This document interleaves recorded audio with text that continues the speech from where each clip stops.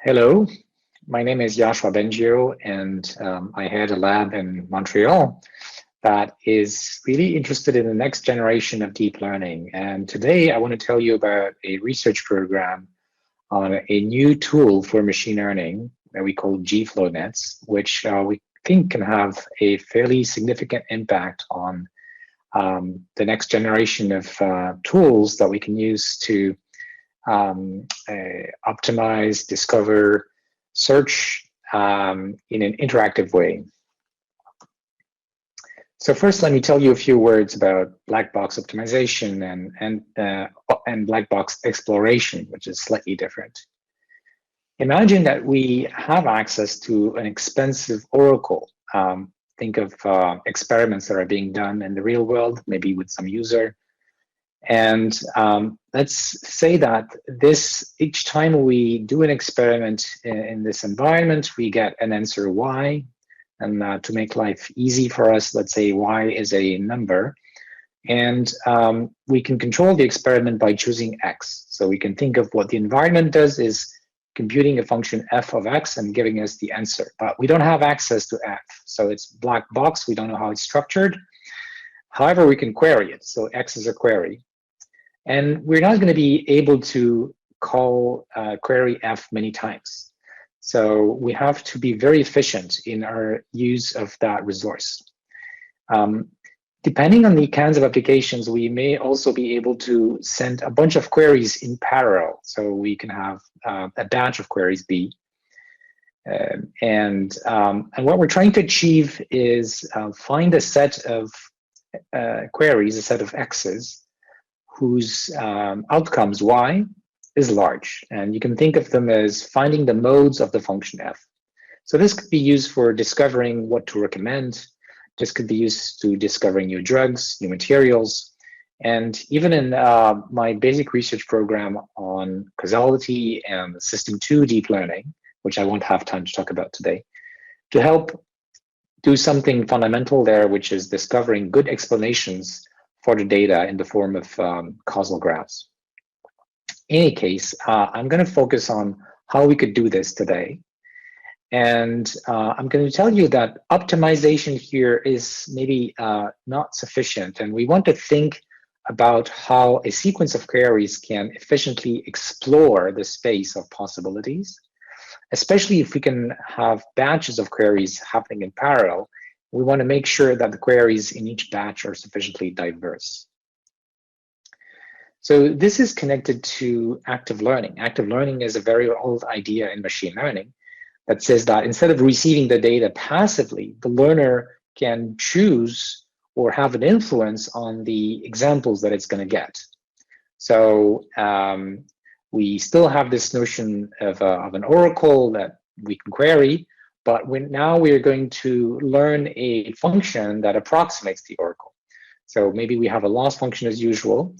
In classical active learning, we are going to do this by choosing the experiments X, the queries, from a fixed set that is not too large. So think of a set of unlabeled examples, and we're going to ask our oracle to provide the answer that we would get for these examples. We're going to do this through a number of iterations. So at each stage, we ask one or more questions to the oracle by picking an example from the set.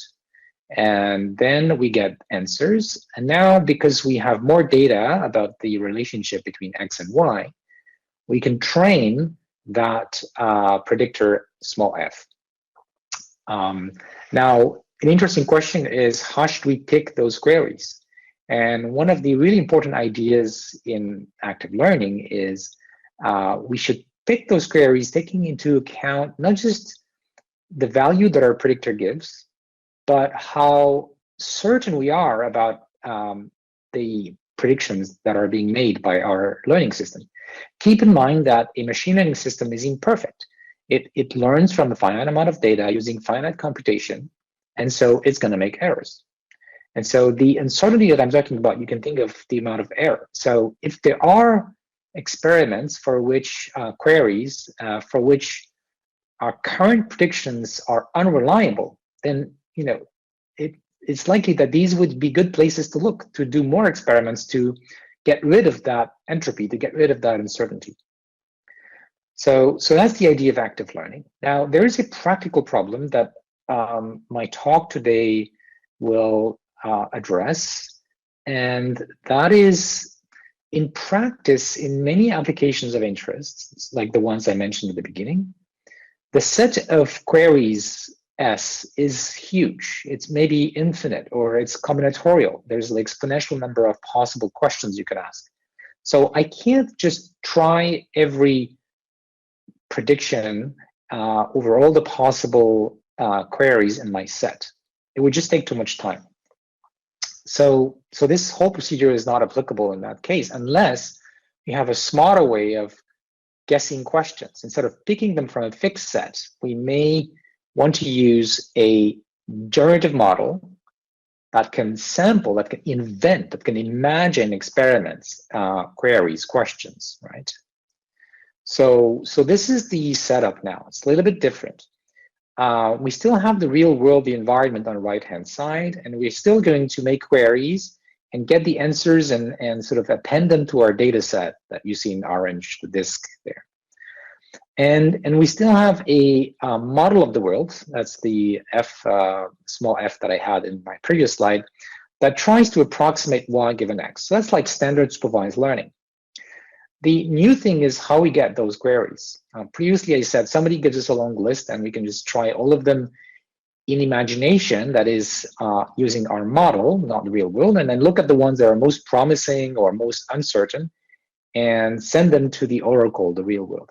But we can't do that because the space of possibilities is too large. So what we're going to do is we're going to train a second machine learning model on the left. That's the child with imagination. And its job is to be able to generate new questions, new configurations. So, generative models have been around for a while, with pretty important successes in the last decade in deep learning. For example, to synthesize new images. Can we use them to synthesize questions in order to obtain better predictions and understand better how the world works? So that's the kind of thing I want to talk about. Now, how are we going to train this generative model? Is by interacting by a kind of interaction loop between the generative model and the real world. Because while we're training the generative model, it's also machine learning, so it needs to be trained.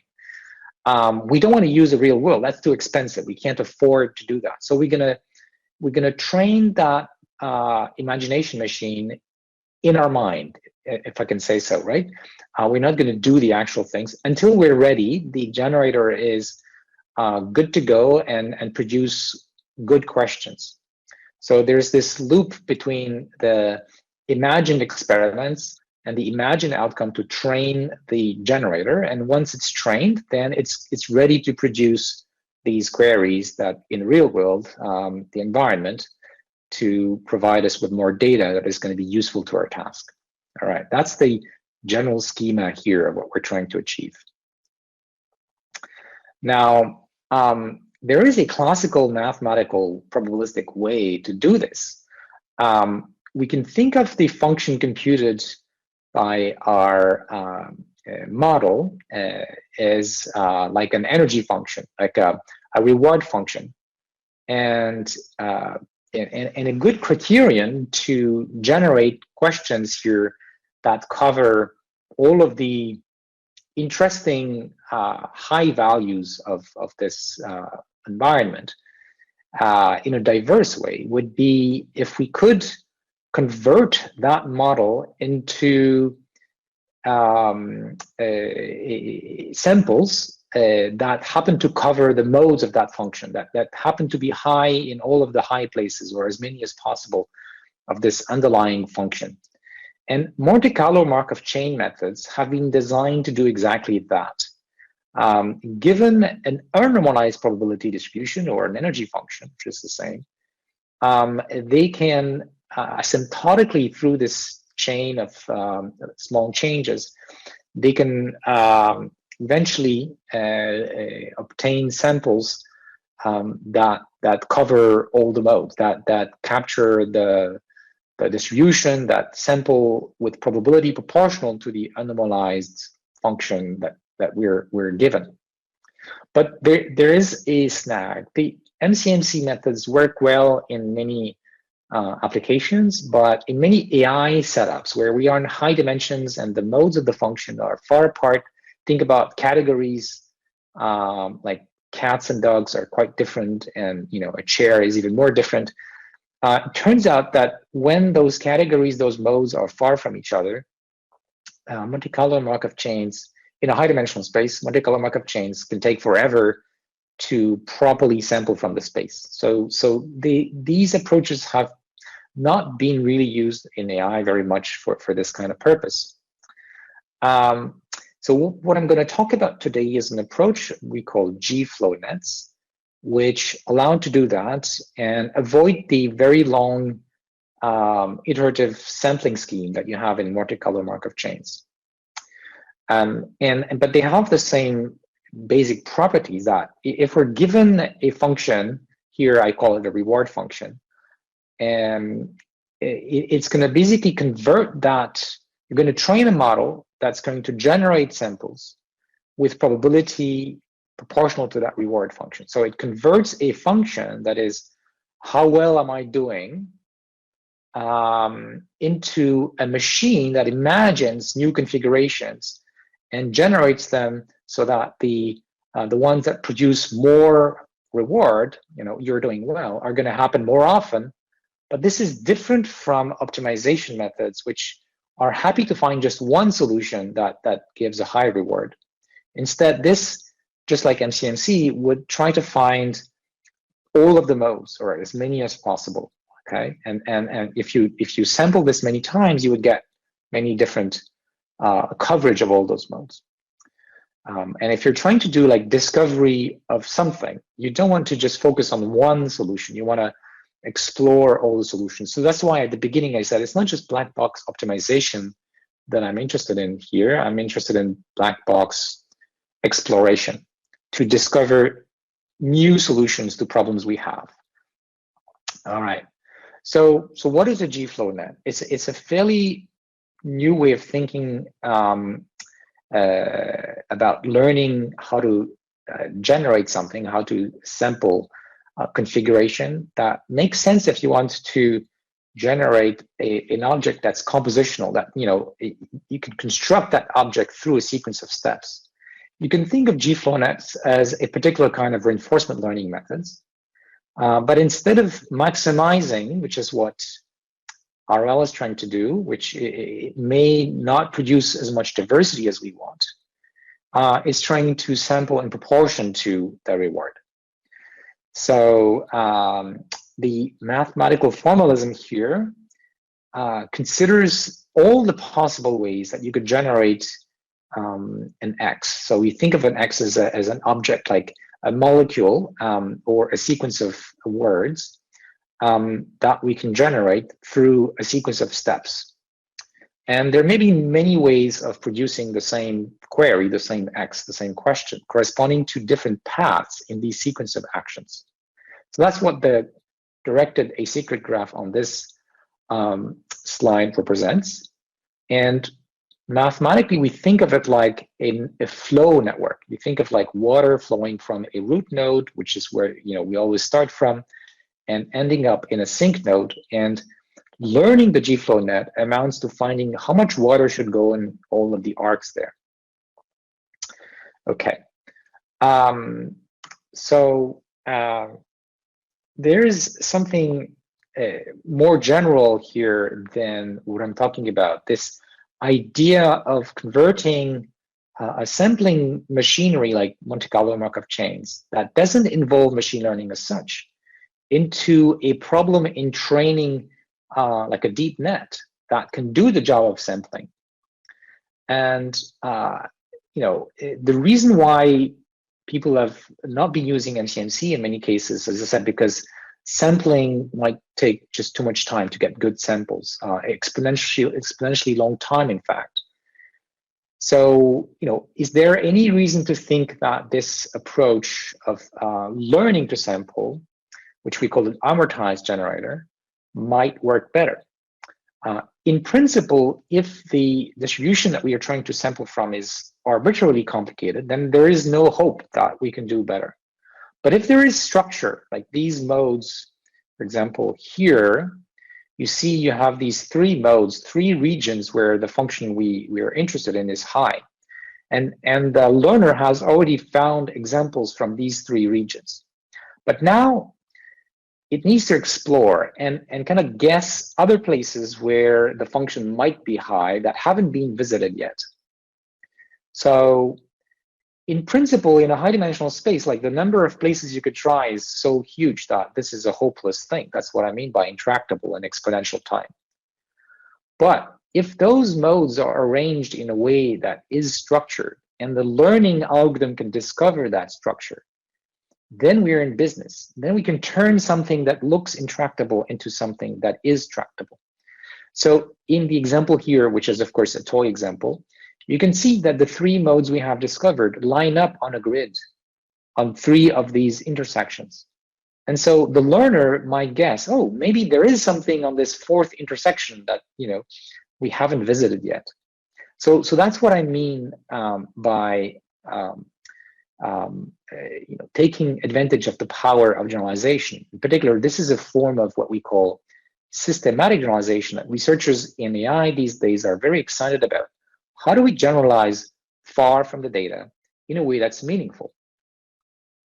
Okay, so in general, there is no free lunch, but here we could be lucky if the underlying function that we're trying to discover has a structure, has regularities that machine learning can take advantage of, which is why we're doing machine learning on the data in the first place.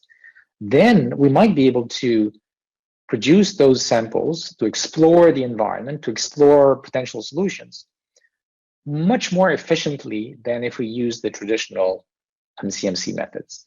Okay, so that's for motivation. Now, my team and I have been working on the mathematical foundations of this GFlow-nets, and I'm not going to explain all that in much detail, except to say that it's related to reinforcement learning, as I said, but it uses a slightly different formalism where we think of these trajectories as the objects of interest for probability modeling. And by thinking about it in this way, we come up, inspired by this analogy with flows in a flow network, we came up with conditions and a training objective that will guarantee that we can, if we train a function that predicts how much flow should go through each edge and each node of this flow network, that this function will correspond to a proper flow. And the condition is very simple and intuitive. It says that the amount of flow coming into a node S prime here, which corresponds to an intermediate stage in the construction of a candidate, is equal to the amount of flow coming out to all the possible next states. And we can design an objective function. Sorry, here there's an objective function which basically penalizes for the mismatch between the amount of flow coming in a state ST and the amount of flow coming out of a state ST. So the f hat here is a neural net, is something you can train, and the loss function right here is something we can compute the derivatives of. So we can train that neural net to predict how much flow should be going through each edge. And then we can prove that if we can train that neural net properly, then it has the right property that if you travel in the flow network, according with at each stage, making a transition to the next state with a probability that is proportional to the flow on the outgoing edge. So that's the conditional probability of going to some next state given the previous state. Then what you get are samples that show up with probability that's what you want, that is equal to the reward with normalized, right? So proportional to the reward function. So that's the main property here that we wanted. But then, like unexpectedly, it turns out that this formalism also opens the door to many other goodies for probabilistic modeling.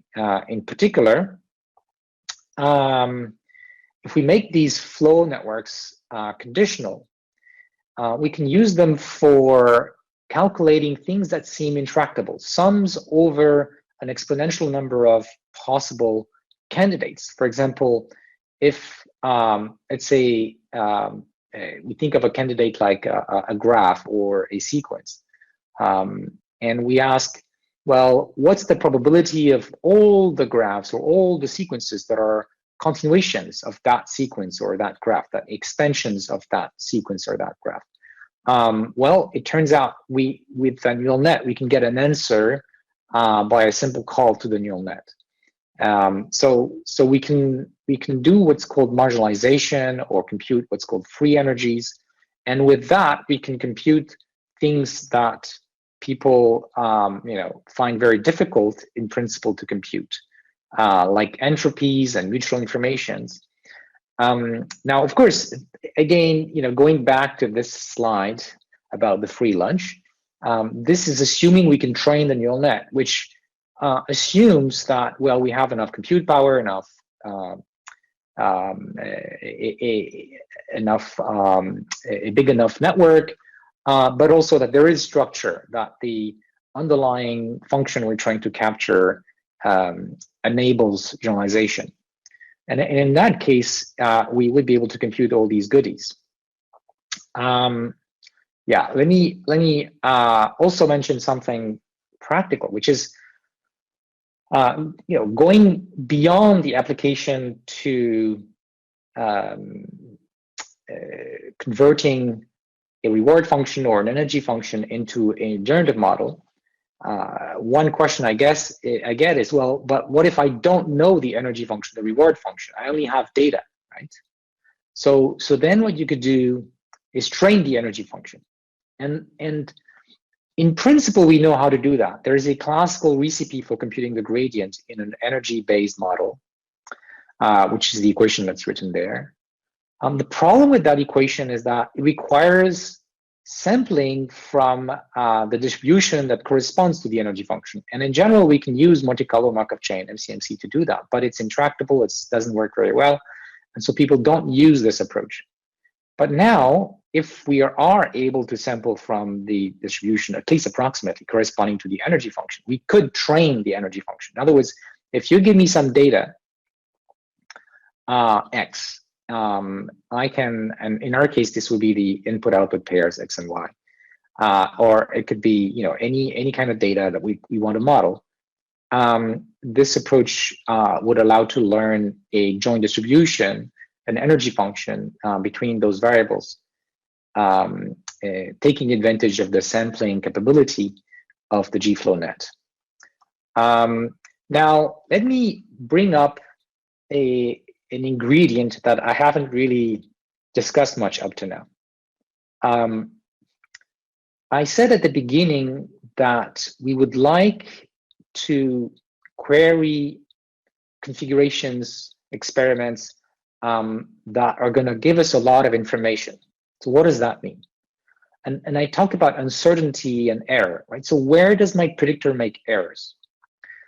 So the total error that a supervised learning predictor is making can be decomposed into two parts. One we call epistemic uncertainty, and the other aleatoric uncertainty. So these are big words to say two things that are pretty straightforward.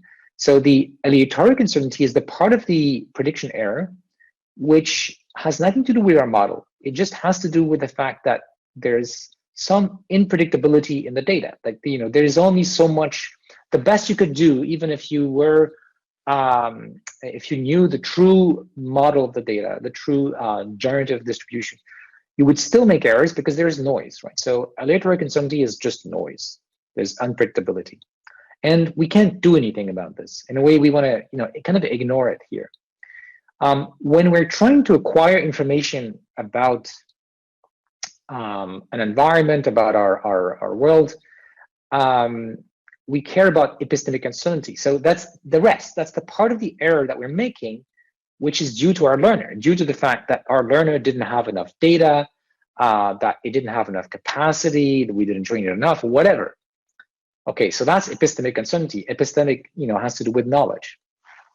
So there's been a lot of work in machine learning to try to estimate epistemic uncertainty. If you train a machine learning predictor, how much confidence can you have in it, or actually more precisely, what part of that confidence can you reduce?